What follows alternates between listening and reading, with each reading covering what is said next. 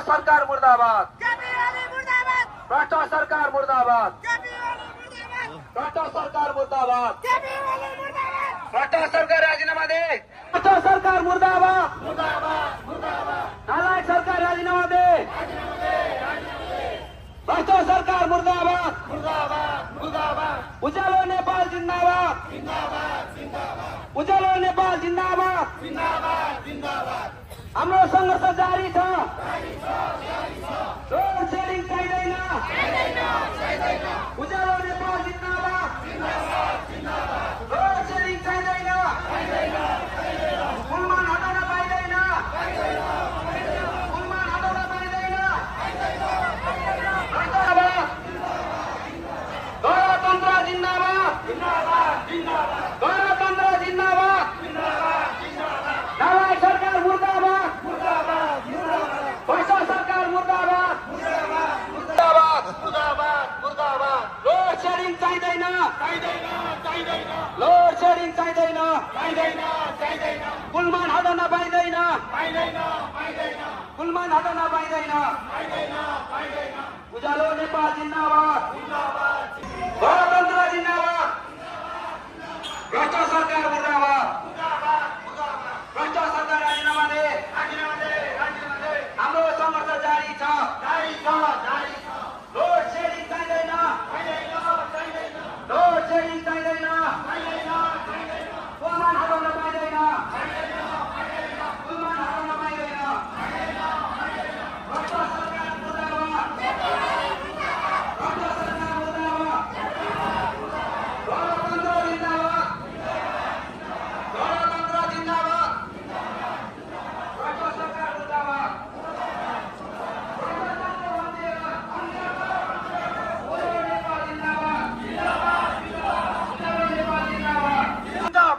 गणतन्त्र जिन्दाबाद, भ्रष्ट सरकार मुर्दाबाद, भ्रष्ट सरकार मुर्दाबाद, उज्यालो नेपाल जिन्दाबाद, चाहिँदैन, पुलमान हटाउन पाइँदैन, नालायक सरकार राजीनामा दे, भ्रष्ट सरकार मुर्दाबाद, उज्यालो नेपाल जिन्दाबाद, हाम्रो संघर्ष जारी छ, लोड सेडिङ चाहिँदैन, पुलमान हटाउन पाइँदैन, भ्रष्ट सरकार राजीनामा दे, भ्रष्ट सरकार राजीनामा दे, भ्रष्ट सरकार मुर्दाबाद, नालायक सरकार मुर्दाबाद, भ्रष्ट सरकार मुर्दाबाद, भ्रष्ट सरकार मुर्दाबाद, गणतन्त्र जिन्दाबाद, गणतन्त्र नेपाल जिन्दाबाद, गणतन्त्र जिन्दाबाद, लोकतन्त्र जिन्दाबाद, उज्यालो नेपाल जिन्दाबाद, भ्रष्ट सरकार मुर्दाबाद, भ्रष्ट सरकार मुर्दाबाद, नालायक सरकार राजीनामा दे, भ्रष्ट सरकार राजीनामा they, Ujyaalo Nepal Zindabad, Ujyaalo Nepal Zindabad, load shedding चाहिँदैन, पुलमान हटाउन पाइँदैन, गणतन्त्र नेपाल जिन्दाबाद, गणतन्त्र नेपाल जिन्दाबाद, गणतन्त्र नेपाल जिन्दाबाद, लोकतन्त्र जिन्दाबाद, उज्यालो नेपाल जिन्दाबाद, भ्रष्ट सरकार मुर्दाबाद, पुलमान किसिमका फुटबाली गर, नालायक सरकार राजीनामा दे, भ्रष्ट सरकार राजीनामा दे, हाम्रो संघर्ष जारी छ, लोड सेडिङ चाहिँदैन, पुलमान हटाउन पाइँदैन, लोड सेडिङ चाहिँदैन, पुलमान हटाउन पाइँदैन, उज्यालो नेपाल जिन्दाबाद, भ्रष्ट सरकार मुर्दाबाद, भ्रष्ट सरकार मुर्दाबाद, पुलमान किसिमलाई पुनर्बहाली गर, नालायक सरकार राजीनामा दे, लोड सेडिङ चाहिँदैन, पुलमान हटाउन पाइँदैन,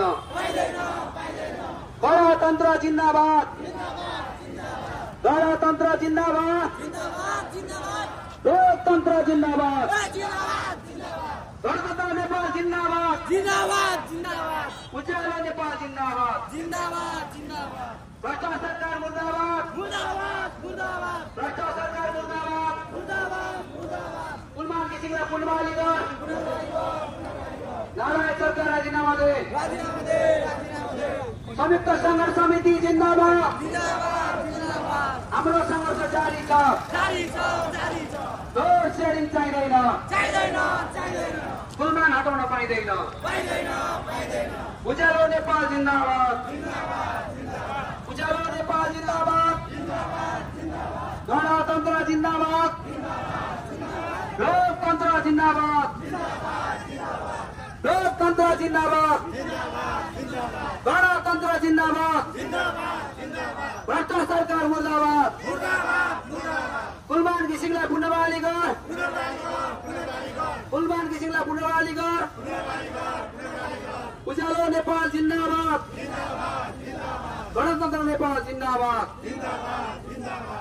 गणतन्त्र नेपाल जिन्दाबाद लोकतन्त्र जिन्दाबाद उज्यालो नेपाल जिन्दाबाद भ्रष्ट सरकार मुर्दाबाद नालायक सरकार मुर्दाबाद भ्रष्ट सरकार मुर्दाबाद नालायक सरकार मुर्दाबाद भ्रष्ट सरकार राजीनामा दे नालायक सरकार राजीनामा दे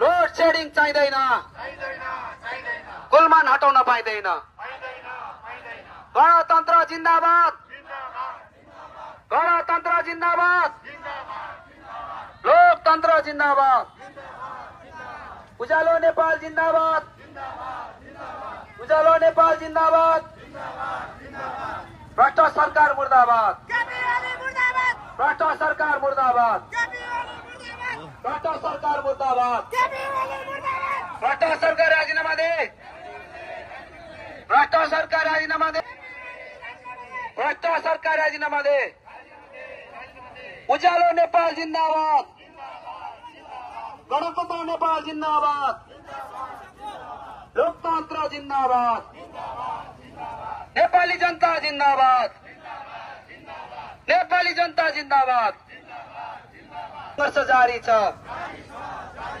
संयुक्त संघर्ष समिति जिन्दाबाद लोड सेडिङ चाहिँदैन कुलमान हटाउन पाइँदैन गणतन्त्र नेपाल जिन्दाबाद लोकतन्त्र जिन्दाबाद गणतन्त्र जिन्दाबाद लोकतन्त्र जिन्दाबाद आदरणीय जनसमुदायहरू हामी एकदमै छोटो समयमा यो कोर्ट सभा हामी सक्नेछौँ यहाँको ट्राफिक व्यवस्थापनलाई पनि अप्ठ्यारो पार्नेछ त्यही भएर अलिकति संयुक्त रूपमा जवाब दिँदैन भ्रष्ट सरकार मुर्दाबाद भ्रष्ट नेता राजीनामा दे धन्यवाद। अब हाम्रो आजको विरोध सभा कोर्ट उत्पन्न भएको समस्याको विरुद्धमा हामीले विभिन्न देशमा विभिन्न ठाउँमा विरोध सभा भइरहेको पनि म यहाँहरूलाई जानकारी गराउँछु र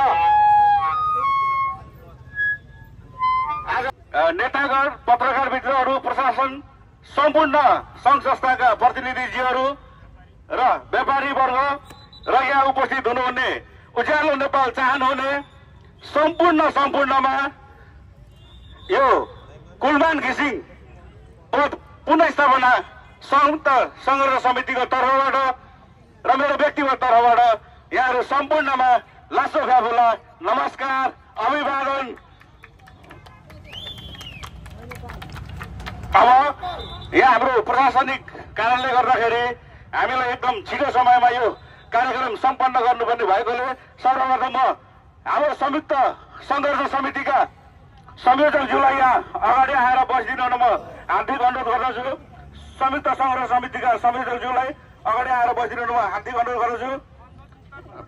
श्री मानदोज मोक्तानज्यूलाई त्यसै गरी हाम्रो संयुक्त संघर्ष समितिका संयोजक कर्णविक्रम लिम्बुज्यूलाई पनि यहाँ अगाडि आएर बसिरहन म हार्दिक अनुरोध गर्दछु।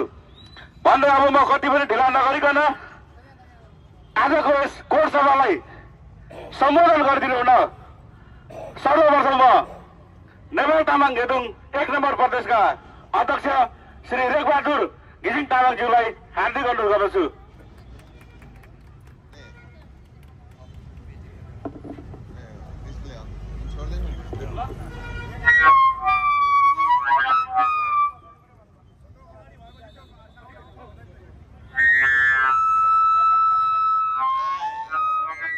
अध्यक्षज्यू, आजको यो कुलमान घिसिङको विरुद्धमा जुन नेपाल सरकारले राष्ट्रघाती निर्णय गरेको छ, यो निर्णयको विरुद्धमा सुनसरी जिल्लाको यो ऐतिहासिक नगरी इटहरी उपमहानगरपालिकाको चोकमा भेला हुने सम्पूर्ण न्यायप्रेमी आमाबुवा दाजुभाइ तथा दिदीबहिनीहरूलाई जुझारू क्रान्तिकारी अभिवादन नमस्कार टक्राउन चाहन्छु, स्वीकार्नुहोस्।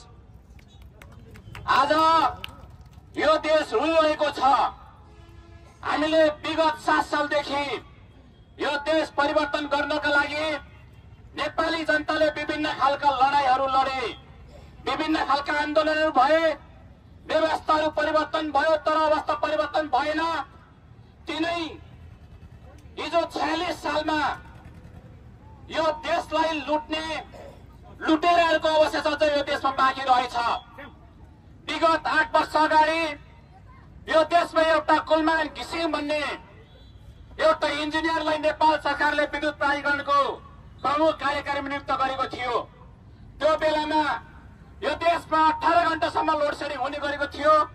तर कुलमान घिसिङ यो देशमा विद्युत प्राधिकरणको प्रमुख कार्यकारी पदमा नियुक्त भइसकेपछि त्यो अँध्यारो युगको अन्त्य गर्दै यो देशलाई एउटा उज्यालो युगतिर प्रवेश गराउनु भएको थियो।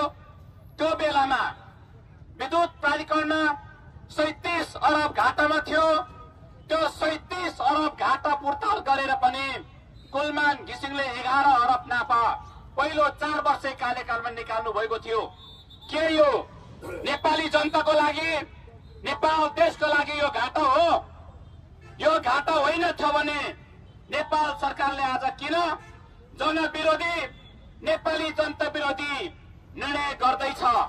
त्यसैले गर्दाखेरि आज यो नेपाल आमा रोएको छ, नेपाली जनता रोएको छ।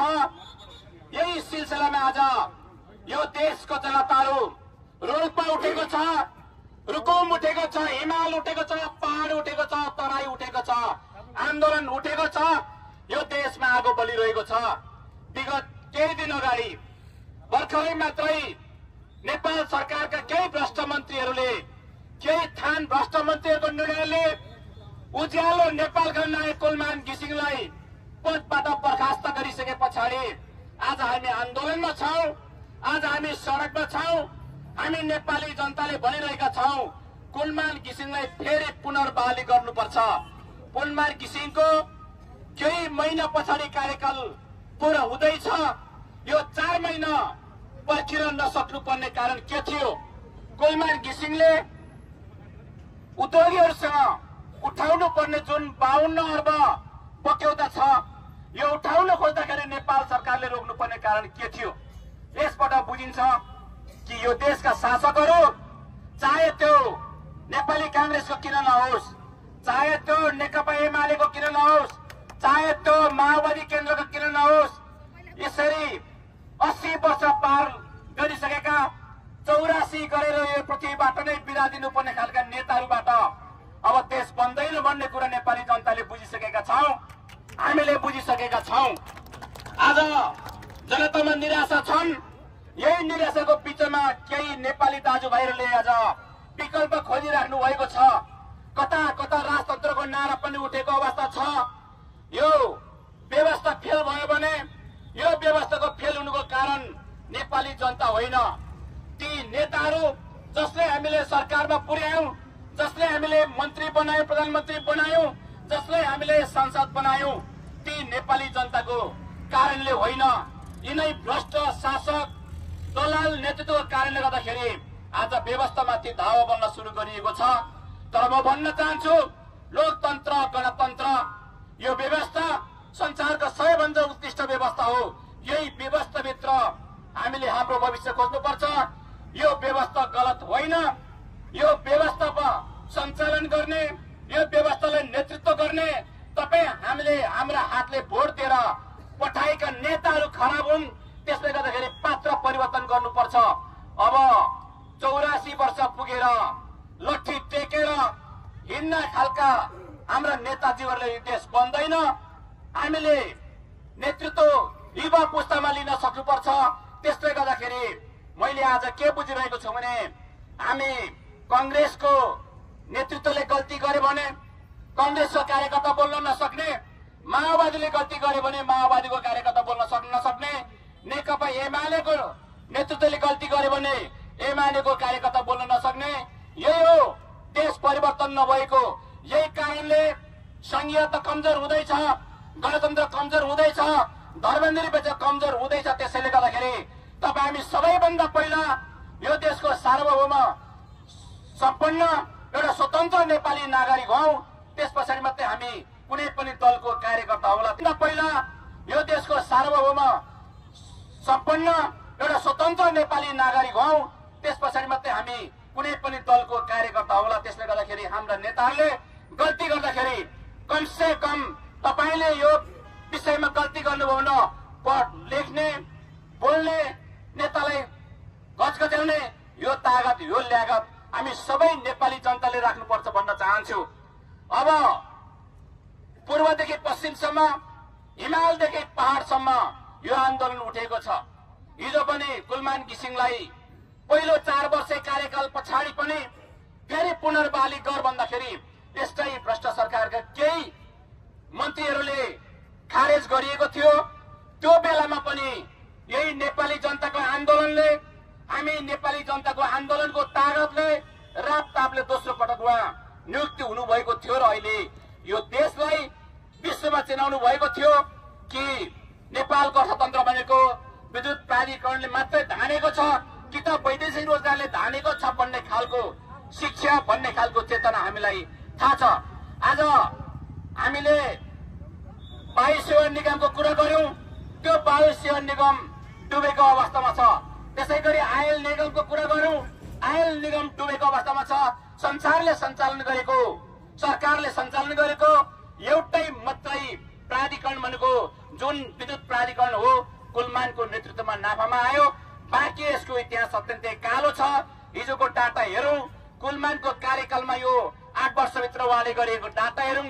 त्यो डाटाको आधारमा हामी के भनिरहेको छौं भने कुलमान घिसिङ यो व्यक्तिको विषय होइन, यो अहिले गरिएको बर्खास्त सिङ्गो नेपाली जनताको विरुद्धमा गरिएको।